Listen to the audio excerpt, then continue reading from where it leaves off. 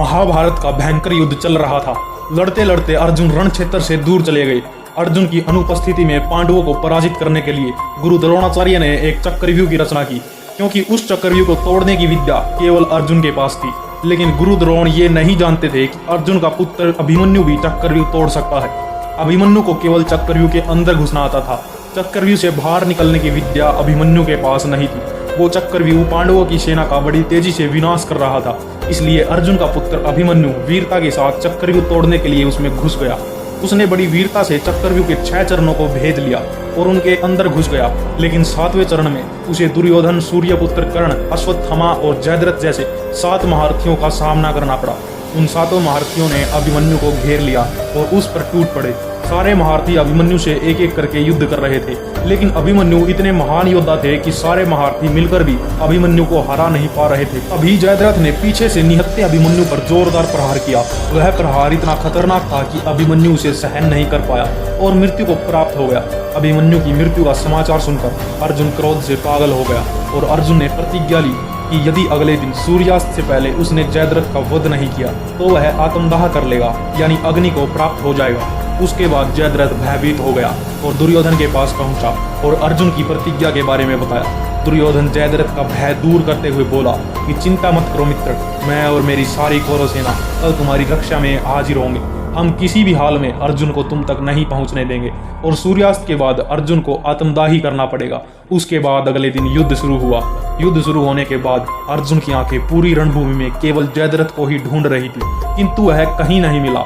दिन बीतने लगा और धीरे धीरे अर्जुन की निराशा बढ़ने लगी। यह देखकर श्री कृष्ण ने कहा, हे पार्थ, समय बीत रहा है और कौरव सेना ने जयद्रथ को अपनी रक्षा कवच में घेर रखा है। इसलिए तुम शीघ्रता से कौरव सेना का संहार करके अपने लक्ष्य की ओर बढ़ो। यह सुनकर अर्जुन का उत्साह बढ़ गया और वह दोबारा जोश में लड़ने लगा। लेकिन जयद्रथ तक पहुंचना बहुत ही मुश्किल था।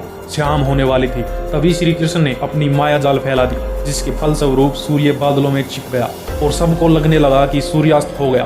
पूरे आसमान में काले बादल छा गए और सूर्यास्त होते देख सभी कौरव खुश हो गए और सोचने लगे कि सूर्यास्त हो चुका है, इसलिए अब अर्जुन को प्रतिज्ञावश आत्मदाही करना पड़ेगा। यह सोचकर जयद्रथ और दुर्योधन खुशी से उछल पड़े। अर्जुन को आत्मदाह करते देखने के लिए जयद्रथ कौरव सेना के आगे आकर नाचने कूदने लगा। जयद्रथ के सामने आते ही श्री कृष्ण बोले, हे पार्थ, तुम्हारा शत्रु तुम्हारे सामने आ चुका है। उठाओ अपना गांडीव और वध कर दो इसका, क्योंकि अभी सूर्यास्त नहीं हुआ। यह सुनकर सभी हैरान हो गए और आसमान की तरफ देखने लगे। तभी श्री कृष्ण ने अपनी माया समेट ली और देखते ही देखते सारे बादल इधर से उधर हो गए और सूर्य बादलों से निकलकर आसमान में चमकने लगा। सबकी दृष्टि आसमान की ओर गई और सब चमकते सूरज को देखकर हैरान हो गए।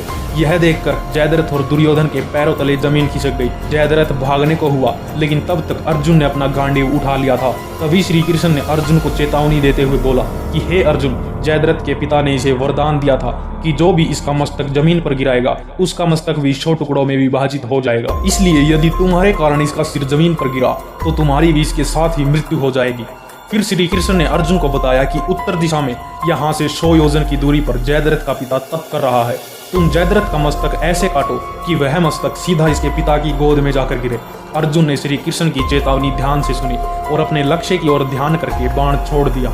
उस बाण ने जयद्रथ का सिर धड़ से अलग कर दिया और उसे लेकर सीधा जयद्रथ के पिता की गोद में जा गिरा।